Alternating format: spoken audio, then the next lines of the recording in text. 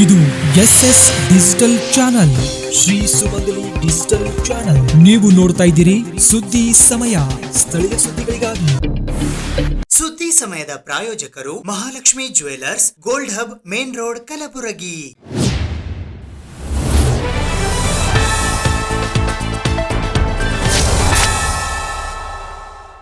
ಸುದ್ದಿ ಸಮಯಕ್ಕೆ ಸ್ವಾಗತ. ನಾನು RJ ಮಂಜು ಹಿರೋಳಿ.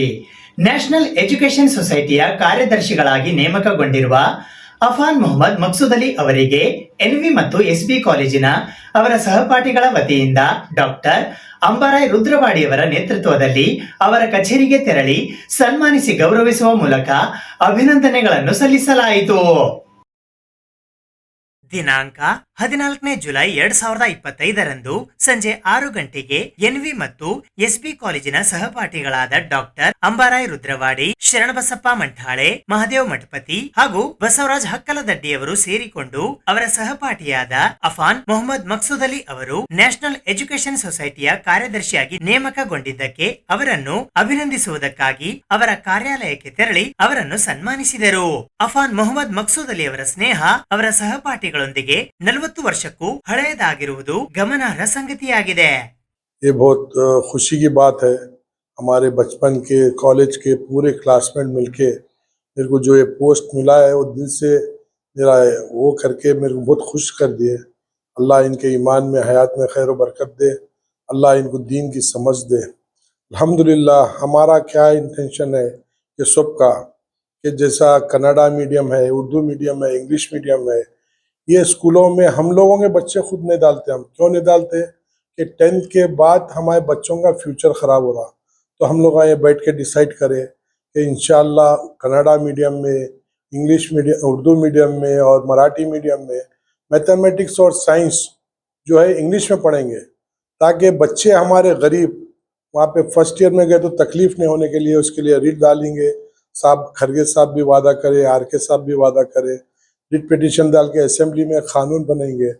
तो वो हिसाब से होता क्या होता, गरीब बच्चे जो है उनको अल्हम्दुलिल्लाह अच्छी फर्स्ट ईयर में तकलीफ नहीं होती पढ़ने के लिए, अगर हम इंग्लिश में मैथमेटिक्स और साइंस पढ़ाए तो.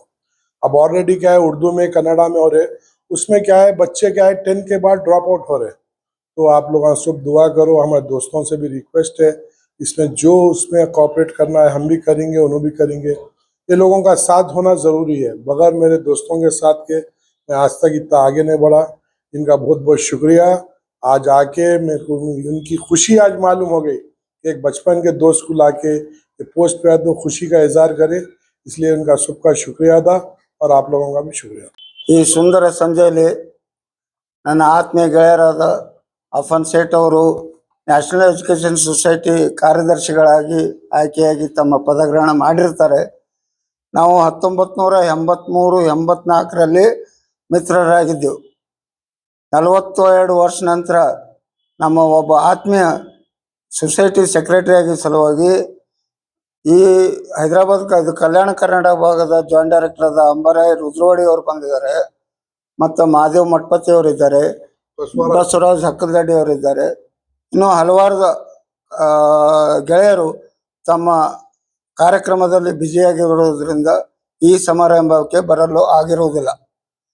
ಅಫನ್ ಸೇಠ್ ನಾವು 42 ವರ್ಷ ಆದ್ರೂ ಯಾರ್ಯಾರು ಜೀವನ ಎಲ್ಲೆಲ್ಲೋ ಕಳೆದ್ರು ನಮ್ಗೆ ಹಿಡ್ಕೊಂಡು ಎಲ್ಲರೂ ನಮ್ಮ ಬ್ಯಾಚ್ ಏನದ ಸಮಾಜ ಸೇವೆ ಮಾಡಬೇಕು, ಸಮಾಜಕ್ಕೆ ನಾವು ಅವ್ರ ಸಮಾಜ ನಮಗೇನು ಕೊಟ್ಟದ ನಾವು ಅವ್ರಿಗೆ ಏನು ಕೊಡಬೇಕು ಅನ್ನೋ ಒಂದು ತುಡಿತದಾಗ ನಾವಿದ್ದೆವು.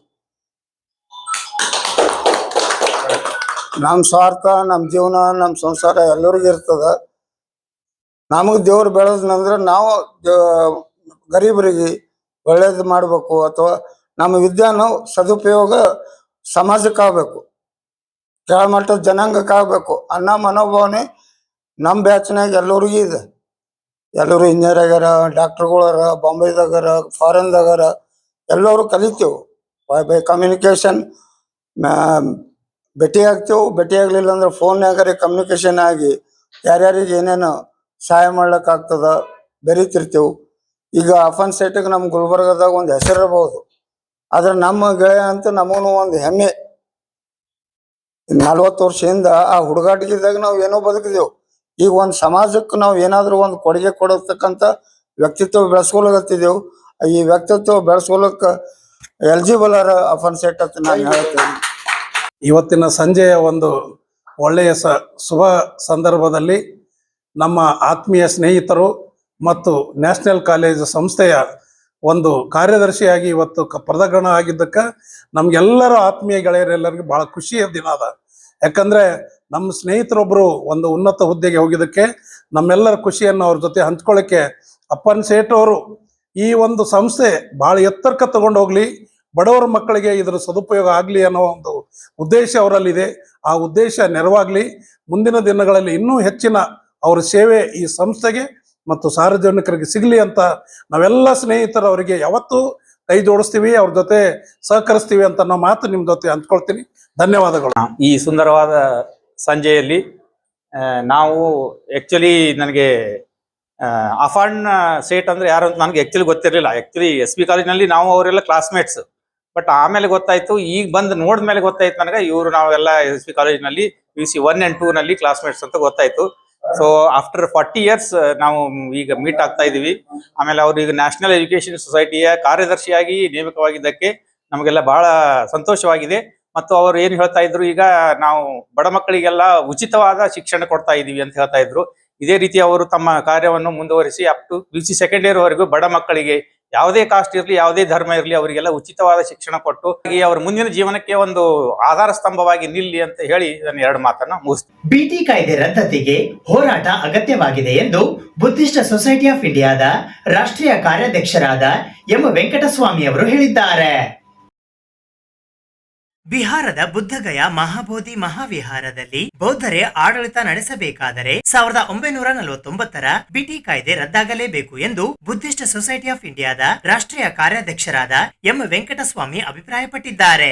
ಅವರು ಕಲಬುರ್ಗಿ ನಗರದ ಕನ್ನಡ ಭವನದಲ್ಲಿ ಬುದ್ಧಗಯಾ ಮಹಾವಿಹಾರ ಮುಕ್ತಿ ಆಂದೋಲನ ಹೋರಾಟದ ರೂಪುರೇಷೆಗಳ ಕುರಿತು ಚರ್ಚಿಸಲು ಸೋಮವಾರ ಹಮ್ಮಿಕೊಂಡಿದ್ದ ಬೌದ್ಧ ಧರ್ಮ ಉಪಾಸಕರ ಸಭೆಯಲ್ಲಿ ಮಾತನಾಡಿದರು. ಪ್ರಧಾನಿಯಾದಿಯಾಗಿ ದೇಶದ ಯಾವುದೇ ರಾಜಕೀಯ ನಾಯಕರು ವಿದೇಶ ಹೋದಾಗ ಬುದ್ಧನನ್ನು ಸ್ಮರಿಸಿಯೇ ಭಾಷಣ ಆರಂಭಿಸುತ್ತಾರೆ. ಆದರೆ ಬುದ್ಧನ ಭಾರತಕ್ಕೆ ಬಂದಿರುವ ಸಂಚಕಾರದ ಬಗೆಗೆ ಅವರು ಎಲ್ಲಿಯೂ ಮಾತನಾಡುವುದಿಲ್ಲ. ಬಿಟಿ ಕಾಯ್ದೆ ರದ್ದಾಗಬೇಕಾದರೆ ಬಿಹಾರದಲ್ಲಿ ನಡೆಯುತ್ತಿರುವ ಹೋರಾಟ ಸಾಲದು. ದೇಶದಲ್ಲಿರುವ ಎಲ್ಲಾ ಬೌದ್ಧರು, ಬುದ್ಧ ಭೀಮ ಅಭಿಮಾನಿಗಳು ಪಕ್ಷಾತೀತವಾಗಿ ಒಗ್ಗೂಡಿ ಕೈಜೋಡಿಸಬೇಕು. ಆಗ ಮಾತ್ರ ಆ ಹೋರಾಟಕ್ಕೆ ಜಯ ಸಿಗುತ್ತದೆ. ಬಿಟಿ ಕಾಯ್ದೆ ರದ್ದತಿಗೆ ಅಂತಾರಾಷ್ಟ್ರೀಯ ಮಟ್ಟದ ಒತ್ತಡವು ಸೃಷ್ಟಿಯಾಗುತ್ತದೆ ಎಂದರು. ಬಿಟಿ ಕಾಯ್ದೆ ರದ್ದತಿಗಾಗಿ 2025ರ ಫೆಬ್ರವರಿ 22ರಿಂದಲೂ ಆಕಾಶ್ ಲಾಮಾ ನೇತೃತ್ವದಲ್ಲಿ ದೇಶದಾದ್ಯಂತ ಹೋರಾಟ ತೀವ್ರಗೊಂಡಿದೆ. ರಾಜ್ಯದಲ್ಲಿ ಈಗಾಗಲೇ ಬೆಂಗಳೂರಿನಲ್ಲಿ ಒಂದು ಸುತ್ತು ಸಭೆ ನಡೆದಿದೆ. ನಂತರ ಮೈಸೂರಿನಲ್ಲಿ ವಿಭಾಗ ಮಟ್ಟದ ಸಭೆ ನಡೆದಿದೆ. ಕಲಬುರಗಿಯ ಸಭೆಯ ನಂತರ ಬೆಳಗಾವಿಯಲ್ಲಿ ಜುಲೈ 20ರಂದು ಸಭೆ ನಡೆಯಲಿದೆ. ನಂತರ ಬೆಂಗಳೂರಿನಲ್ಲಿ ಜುಲೈ 28ರಂದು ಸಭೆ ನಡೆಯಲಿದೆ. ಈ ನಡುವೆ ದೆಹಲಿಯ ಜಂತರ್ ಮಂತರ್ನಲ್ಲಿ ಜುಲೈ 25ರಂದು ರಾಷ್ಟ್ರ ಮಟ್ಟದ ಹೋರಾಟ ಹಮ್ಮಿಕೊಳ್ಳಲಾಗಿದೆ ಎಂದರು. ದಲಿತ ಸಂಘರ್ಷ ಸಮಿತಿಯ ರಾಜ್ಯಾಧ್ಯಕ್ಷರಾದ ಎನ್ ಮೂರ್ತಿ ಅವರು ಮಾತನಾಡಿ, ದೇಶದಲ್ಲಿ ಸಂವಿಧಾನ ಜಾರಿಯಾದ ನಂತರ 1949ರ ಬಿಟಿ ಕಾಯ್ದೆ ಮುಂದುವರೆದಿರುವುದು ಸಂವಿಧಾನಕ್ಕೆ ಮಾಡುವ ಅಪಚಾರ. ಈ ಕಾಯ್ದೆ ರದ್ದತಿ ಮೂಲಕ ಬೋಧಗಯಾ ಮುಕ್ತಿ ಹೊಂದಲು ಸಾಧ್ಯ. ಆ ನಿಟ್ಟಿನಲ್ಲಿ ದೇಶದಲ್ಲಿ ಹೋರಾಟ ಚುರುಕುಗೊಳ್ಳಬೇಕಿದೆ ಎಂದರು. ಭೀಮಾರ್ಮಿ ರಾಜ್ಯಾಧ್ಯಕ್ಷರಾದ ರಾಜಗೋಪಾಲ್ ಮಾತನಾಡಿ, ಬೌದ್ಧ ಧರ್ಮ ಪ್ರಾಚೀನವಾದದ್ದು. ಈ ಧರ್ಮದ ನಾಶಕ್ಕೆ ಕುತಂತ್ರ ನಡೆಯುತ್ತಲೇ ಇದೆ. ಬಿಟಿ ಕಾಯ್ದೆ ರದ್ದತಿ ನೆಪದಲ್ಲಿ ಎದುರಾಗಿರುವ ಸಂಚಕಾರವನ್ನು ಹೋರಾಟದ ಮೂಲಕ ಎದುರಿಸಬೇಕಿದೆ. ಎಲ್ಲರೂ ಪಕ್ಷಾತೀತವಾಗಿ ಸಿದ್ಧಾಂತಗಳನ್ನು ಬದಿಗೊತ್ತಿ ಈ ಹೋರಾಟಕ್ಕೆ ಕೈಜೋಡಿಸಬೇಕಿದೆ ಎಂದರು. ಒಂದು ದೊಡ್ಡ ಸಂದೇಶ. ಈ ಕರೆಯನ್ನ ನಾವು ಅನುಷ್ಠಾನಕ್ಕೆ ತರೋದು ಹೇಗೆ ಅಂತೇಳಿ ಜೂನ್ 19ನೇ ತಾರೀಕು ಬೆಂಗಳೂರಲ್ಲಿ ನಡೆದಂಥ ರಾಷ್ಟ್ರ ಮಟ್ಟದ ನಾಯಕರು ಮತ್ತು ರಾಜ್ಯ ಮಟ್ಟದ ನಾಯಕರ ಸಭೆಯಲ್ಲಿ ತೀರ್ಮಾನ ಮಾಡಿ ಅವತ್ತೊಂದು ನಿರ್ಣಯವನ್ನು ತಗೊಂಡ್ವಿ. ಆ ನಿರ್ಣಯ ಏನು ಅಂತ ಹೇಳಿದ್ರೆ, ಎಲ್ಲ ಜಿಲ್ಲೆಗಳನ್ನ, ಕರ್ನಾಟಕದ 31 ಜಿಲ್ಲೆಗಳಲ್ಲಿನ ಬೌದ್ಧರಿಗೆ, ಭೀಮ ಅಭಿಮಾನಿಗಳಿಗೆ ಈ ಹೋರಾಟ ಕುರಿತು ಜಾಗೃತಿಯನ್ನ ಮೂಡಿಸ್ತಕ್ಕಂಥ ಒಂದು ವಿಶಾಲಾರ್ಥದ ಕಾರ್ಯಕ್ರಮ ರೂಪಿಸಬೇಕು ಅಂತ ನಿರ್ಣಯವನ್ನು ಮಾಡಿದೆ. ಅದರಂತೆ 4 ವಿಭಾಗಗಳಲ್ಲಿ 7ನೇ ತಾರೀಕು ಮೈಸೂರಲ್ಲಿ ನಡೀತು. ಮೈಸೂರು ವ್ಯಾಪ್ತಿಯ ಅಷ್ಟೂ ಜಿಲ್ಲೆಗಳ ಭೀಮ ಮತ್ತು ಬುದ್ಧರ ಅಭಿಮಾನಿಗಳು ಬಂದು ಭಾಗವಹಿಸಿದ್ರು, ಸಂಘಟನೆಗಳು ಭಾಗವಹಿಸಿದ್ರು, ಬಿಕ್ಕುಗಳಿದ್ರು. ಹಾಗೇನೆ ಎರಡನೇ ಹಂತದ ಜಾಗೃತಿ ಸಮಾವೇಶ ಕಲಬುರಗಿಯಲ್ಲಿ ಇವತ್ತು ನಡೀತಾ ಇದೆ. ಮಹಾಬೋಧಿ ಮಹಾವಿಹಾರ ಮುಕ್ತಿ ಆಂದೋಲನ ಕರ್ನಾಟಕದಲ್ಲಿ ತೀವ್ರಗೊಳಿಸುವ ಉದ್ದೇಶದಿಂದ ಇವತ್ತು ಕಲಬುರಗಿ ವಿಭಾಗ ಮಟ್ಟದಲ್ಲಿ ಒಂದು ಸಭೆಯನ್ನು ಏರ್ಪಡಿಸಲಾಗಿದೆ. ಈ ಸಭೆಗೆ ರಾಜ್ಯದ ಮುಖಂಡರುಗಳಾಗಿರ್ತಕ್ಕಂಥ ಡಾಕ್ಟರ್ ಎಂ ವೆಂಕಟಸ್ವಾಮಿಯವರು, ಎನ್ ಮೂರ್ತಿಯವರು, ರಾಜಗೋಪಾಲ್ ಅವರು, ಜಿ ಕೆ ಗೋಖಲೆ ಅವರು, ಬಸಣ್ಣ ಸಿಂಗಿಯವರು, ಮರ್ಯಪ್ಪಹಳ್ಳಿಯವರು ಇತ್ಯಾದಿ ಎಲ್ಲ ಮುಖಂಡರು ಈ ಕಾರ್ಯಕ್ರಮಕ್ಕೆ ಬಂದಿದ್ದಾರೆ. ಈ ಕಾರ್ಯಕ್ರಮದಲ್ಲಿ ಅತ್ಯಂತ ಕೆಲವು ವಿಷಯಗಳು ಭಾಳ ಸರಿಯಾದ ರೀತಿಯಲ್ಲಿ ಚರ್ಚೆ ಆಗಿವೆ. ಏನು 4 ವಿಭಾಗಗಳಿದೆ, 4 ವಿಭಾಗಗಳಲ್ಲಿ ಈ ಒಂದು ವಿಷಯದ ಬಗ್ಗೆ ಚರ್ಚೆ ಆದ ನಂತರ ಫ್ರೀಡಮ್ ಪಾರ್ಕ್ನಲ್ಲಿ 28ನೇ ತಾರೀಕಿಗೆ ರಾಜ್ಯ ಮಟ್ಟದ ಒಂದು ರ್ಯಾಲಿ ಇದೆ. ಆ ರ್ಯಾಲಿ ಮುಗಿದ ನಂತರ ಬೇರೆ ಬೇರೆ ರೀತಿಯಲ್ಲಿ ರಾಷ್ಟ್ರಾದ್ಯಂತ ಹೋರಾಟವನ್ನು ಪ್ರಾರಂಭ ಮಾಡಬೇಕಾಗಿದೆ. ಆ ಕಾರಣಕ್ಕಾಗಿ ಇವತ್ತು ಸಭೆಯಲ್ಲಿ ಎಲ್ಲರೂ ಬಂದು ಭಾಗವಹಿಸಿದರೆ ಎಲ್ಲರಿಗೂ ಕೂಡ ನಾನು ಧನ್ಯವಾದಗಳನ್ನು ತಿಳಿಸ್ತಾ ಇದ್ದೇನೆ. ಕಾರ್ಯಕ್ರಮದ ಉದ್ದೇಶ ಏನು, ಈ ದೇಶದಲ್ಲಿ ಬುದ್ಧನ ಒಂದು ಧರ್ಮ ಸ್ಥಾಪನೆ ಆಯಿತು. ಆ ಧರ್ಮ ಸ್ಥಾಪನೆಯಾದ ನಂತರ ಭಗವಾನ್ ಬುದ್ಧರು ಏನು ಬುದ್ಧಗಯಾದಲ್ಲಿ ಜ್ಞಾನೋದಯವನ್ನು ಪಡೆದರು. ಆ ಜ್ಞಾನೋದಯ ಸ್ಥಳದಲ್ಲಿ ಒಂದು ಮಹಾವಿಹಾರವನ್ನು ನಿರ್ಮಾಣ ಮಾಡಲಾಗಿದೆ. ಆ ಮಹಾವಿಹಾರವನ್ನು ನಿರ್ಮಾಣ ಮಾಡಿದ ನಂತರ ಎಲ್ಲ ಏನು ಬೌದ್ಧ ಧರ್ಮದವರಿಗೆ ಆ ಬುದ್ಧ ವಿಹಾರದಲ್ಲಿ ಇರ್ತಕ್ಕಂಥ ಅವಕಾಶ ಮಾಡಿಕೊಡ್ಬೇಕಾಗಿತ್ತು. ಆ ಆಡಳಿತ ಏನದೆ, ಏನು ಬೌದ್ಧ ಧರ್ಮದ ಏನು ಸನ್ಯಾಸಿಗಳು, ಬಿಕ್ಕುಗಳು, ನಾವು ಬಂತೇಜಿಗಳೇನಂತೆ ಅವ್ರ ಕೈಯಲ್ಲಿ ಬೌದ್ಧರ ಕೈ ಆಡಳಿತ ಇಲ್ಲ.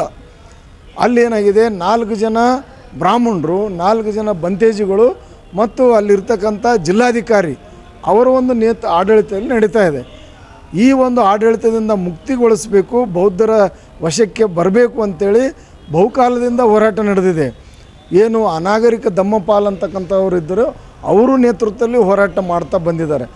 ಜೊತೆಗೆ ಏನು ಜಪಾನಿನ ಬಂತೇಜಿ, ಏನು ನಾಗಾರ್ಜುನ ಸುರೈಸಸೈ ಅಂತಕ್ಕಂಥ ಬಂತೇಜಿ ಅವರಿದ್ದರು, ಅವ್ರ ನೇತೃತ್ವದಲ್ಲೂ ಹೋರಾಟ ನಡೀತಾ ಬಂದಿದೆ.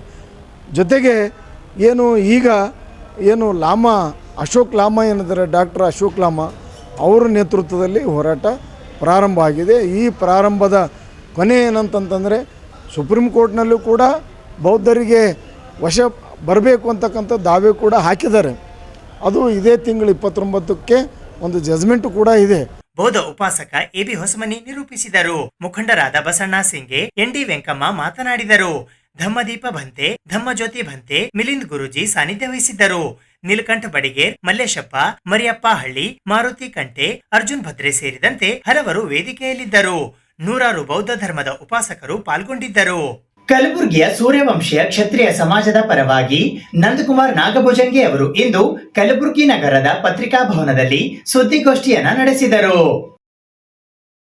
ಸೂರ್ಯವಂಶೀಯ ಕ್ಷತ್ರಿಯ ಸಮಾಜ ಕಲಬುರಗಿಯ ಎಲ್ಲಾ ಬಾಂಧವರ ವತಿಯಿಂದ ನಂದಕುಮಾರ್ ನಾಗಭುಜಂಗಿ ಅವರು ಇಂದು ಕಲಬುರಗಿ ನಗರದ ಪತ್ರಿಕಾ ಭವನದಲ್ಲಿ ಸುದ್ದಿಗೋಷ್ಠಿಯನ್ನ ನಡೆಸಿದರು. ಇತ್ತೀಚಿನ ದಿನಗಳಲ್ಲಿ ನಮ್ಮ ಸಮಾಜದವರಾದ ನಮ್ಮವರೇ ಆದ ಸಮಾಜದಲ್ಲಿ ಶಾಂತಿ ಭಗ್ನ ಮಾಡುವ ಕೆಲಸ ಮಾಡ್ತಿದ್ದು ಮತ್ತು ಸಮಾಜದ ಜನರಿಗೆ ಭಯಭೀತರು ಮಾಡುವ ಕೆಲಸ ಮಾಡ್ತಿದ್ದು, ಅಲ್ಲದೆ ಎಲ್ಲ ಸಮಾಜದ ಹಿರಿಯರಿಗೆ, ಮುಖಂಡರಿಗೆ ಅವಾಚ್ಯ ಶಬ್ದಗಳಿಂದ ಮಾತಾಡುವುದು ಮತ್ತು ಅವರಿಗೆ ಬ್ಲ್ಯಾಕ್ಮೇಲ್ ಮಾಡುವ ಕೆಲಸ ಮಾಡ್ತಾ ಇದ್ದು, ಈಗಾಗಲೇ ಸೂರ್ಯವಂಶಿ ಕ್ಷತ್ರಿಯ ಸಮಾಜ ಅಂತೇಳಿ 1972ರಲ್ಲಿ ನೋಂದಣಿ ಆಗಿದ್ದು, ಇದು ನಮ್ಮ ಹಿರಿಯರು ಮಾಡಿದ್ದು. ಕಲಬುರಗಿ ನಗರದಾಗ ಬಂದು ಇದು ಪರಿಶಿಷ್ಟ ಜಾತಿಯ ಸರ್ಟಿಫಿಕೇಟ್ ತೊಗೊತಾನವ, SC ಸರ್ಟಿಫಿಕೇಟ್ ತೊಗೊತಾನೆ ರೀ. ನಾನು SC ಇದ್ದಿನಂತೆ ಸರ್ಟಿಫಿಕೇಟ್ ತೊಗೊತಾನ. ಅವ ಇದ್ದಿದ್ದು ಸೂರ್ಯವಂಶಿ ಕ್ಷತ್ರಿಯ ಸಮಾಜದವನು, SC ಪ್ಯೂರ್ 1 ಕ್ಯಾಟಗಿರಿ. ಅವ ಇದ್ದಿದ್ದು OBC ರೀ. ಅವ ಇದ್ದಿದ್ದು OBC ಸೂರ್ಯವಂಶಿ ಕ್ಷತ್ರಿಯ ಕಾಟಿಕ ಸಮಾಜದವ ಇದ್ದಿದ್ದು. ಅವ ಇದ್ದಿದ್ದು SC ಸರ್ಟಿಫಿಕೇಟ್ ತೊಗೊತಾನೆ ರೀ. ಪರಿಶಿಷ್ಟ ಜಾತಿ ಹಾಂ ರೀ. ಇವ ಮೂಲತಃ ಆಂಧ್ರದವ್ ಸರ್. ಇವ ಆಂಧ್ರದವ್ ರೀ, ಮೂಲತಃ ಆಂಧ್ರದವ್. ತಾಂಡ್ರೂಬಲ್ ಒಂದು ಯಾವುದೋ ಹಳ್ಳಿ ಊರು ಬರ್ತದೆ ರೀ, ಮೈಲಾರ್ ಅಂತೇಳಿ. ಅಲ್ಲಿಂದವ ಈಗ ಬಂದಾನೆ ಗುಲ್ಬರ್ಗಕ್ಕೆ ಬಂದು ಎಲ್ಲ ನಮ್ಮ ಸಮಾಜದ ಮುಖಂಡರಿಗೆ ಹಿರಿಯರಿಗೆ ಭಯಭೀತರ ಮಾಡ್ಕತ್ತಾನ. ಅದು ಅಲ್ಲದೆ ಏನು ಮಾಡಿದ ಸರ್ಪ ಅಂದ್ರೆ ಅವ SC ಕೋಟಾದಾಗ ಜಿ ಡಿಯಲ್ಲಿ ಒಂದು ಪ್ಲಾಟ್ 2 ಪ್ಲಾಟ್ ಔಟ್ ಮಾಡ್ಕೊಂಡ್ರಿ. ಅಲ್ಲಿ ಅಲಿಶಾನ್ ಬಂಗ್ಲೆ ಕಟ್ಟಾನ SC ರಿಸರ್ವೇಷನ್ದಾಗ ಪ್ಲಾಟ್ ಅಲೌಟ್ ಮಾಡಿಕೊಂಡು ಅಲಿಶಾನ್ ಬಂಗ್ಲೆ ಕಟ್ಟಾನ. ಸುಮಾರು 2-3 ಕೋಟಿ ರೂಪಾಯಿ ಬಂಗ್ಲೆ ಕಟ್ಟಾನ. SC ವಲಿ ಆಯ್ತು ತೊಗೊಂಡು ಸರ್ಟಿಫಿಕೇಟ್ ತೊಗೊಂಡು ಆಲಿಶಾನ್ ಬಂಗ್ಲೆ ಕಟ್ಟಾನ.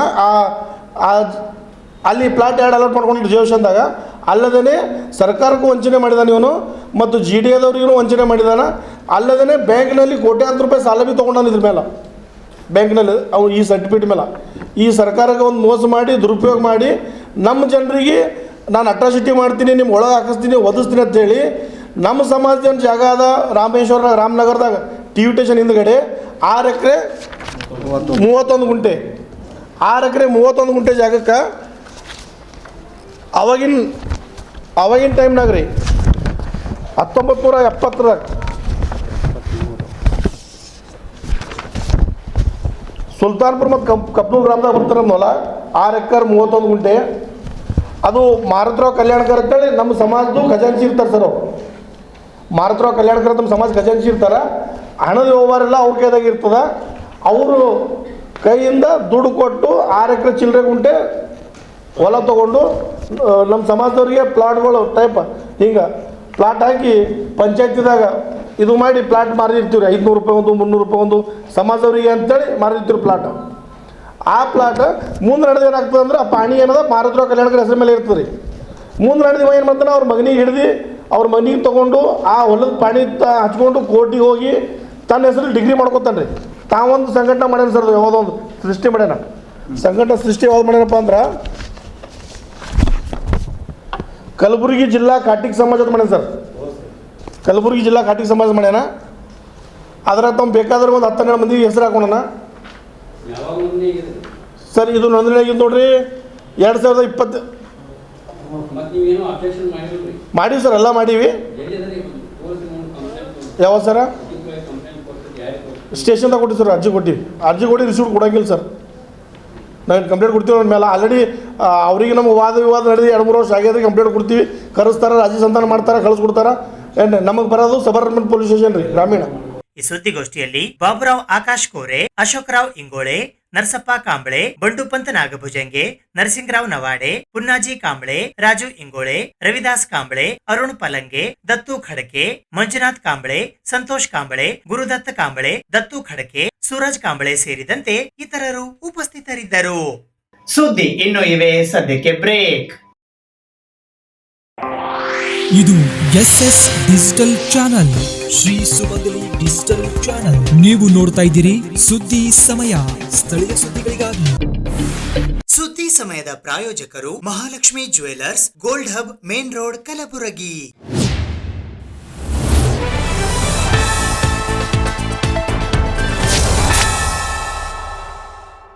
ಕಲಬುರಗಿ ಜಿಲ್ಲೆಯಲ್ಲಿ ಕಾನೂನು ಸುವ್ಯವಸ್ಥೆ ಸಂಪೂರ್ಣ ಹದಗೆಟ್ಟಿದೆ ಎಂದು ಭಾರತೀಯ ಜನತಾ ಪಕ್ಷದ ಹಿಂದುಳಿದ ವರ್ಗಗಳ ಮೋರ್ಚಾದ ರಾಜ್ಯ ಪ್ರಧಾನ ಕಾರ್ಯದರ್ಶಿಗಳಾದ ಅವಣ್ಣ ಮ್ಯಾಕೇರಿಯವರು ಹೇಳಿದ್ದಾರೆ. ಕಲಬುರಗಿ ಜಿಲ್ಲೆಯಲ್ಲಿ ಕಾನೂನು ಸುವ್ಯವಸ್ಥೆ ಸಂಪೂರ್ಣ ಹದಗೆಟ್ಟಿದೆ ಎಂದು ಭಾರತೀಯ ಜನತಾ ಪಾರ್ಟಿ ಕರ್ನಾಟಕದ ರಾಜ್ಯ ಹಿಂದುಳಿದ ವರ್ಗಗಳ ಮೋರ್ಚಾದ ರಾಜ್ಯ ಪ್ರಧಾನ ಕಾರ್ಯದರ್ಶಿಗಳಾದ ಅವಣ್ಣ ಮ್ಯಾಕೇರಿಯವರು ಇಂದು ಕಲಬುರಗಿ ನಗರದ ಪತ್ರಿಕಾ ಭವನದಲ್ಲಿ ಜರುಗಿದ ಸುದ್ದಿಗೋಷ್ಠಿಯ ಮೂಲಕ ಹೇಳಿದ್ದಾರೆ. ಇವತ್ತಿನ ದಿವಸ ಒಂದು ಭಯಾನಕವಾದಂಥ ವಾತಾವರಣ ಸೃಷ್ಟಿ ಆಗ್ತಾ ಇದೆ. ಇವತ್ತು ಹಾಡು ಹಗಲೇ ಇವತ್ತು ದರೋಡೆಗಳು ಜನಬೀಡಿತ ಪ್ರದೇಶದಲ್ಲಿ ಇವತ್ತಿನ ದಿವಸ ದರೋಡೆಗಳಾಗ್ತಾ ಇವೆ. ಕಾನೂನು ಸುವ್ಯವಸ್ಥೆ ಸಂಪೂರ್ಣವಾಗಿ ಹದಗೆಟ್ಟಿದ್ದು ಇಲ್ಲಿ ಬರ್ಬರ ಹತ್ಯೆಗಳಾಗ್ತಾಯಿವೆ. ಜೂಜು ಮಟ್ಕಾ ಕ್ಲಬ್ಗಳು ರಾಜಾರೋಷವಾಗಿ ಇವತ್ತು ನಡೀತಾ ಇವೆ. ರೌಡಿಜಮ್ ಮತ್ತು ಗುಂಡಾಗರಿದಿಂದ ಜನರ ಸಾಮಾನ್ಯರು ಇವತ್ತು ತತ್ತರಿಸಿ ಹೋಗಿದ್ದಾರೆ. ಅಕ್ರಮ ಮರಳು ಮಾಫಿಯಾದಿಂದ ಇವತ್ತಿನ ದಿವಸ ಕೋಟ್ಯಾಂತರ ರೂಪಾಯಿ ವಂಚನೆ ಸರ್ಕಾರಕ್ಕೆ ಆಗ್ತಾ ಇದೆ. ಇವತ್ತಿನ ದಿವಸ ಅದರಲ್ಲಿ ವಿಶೇಷವಾಗಿ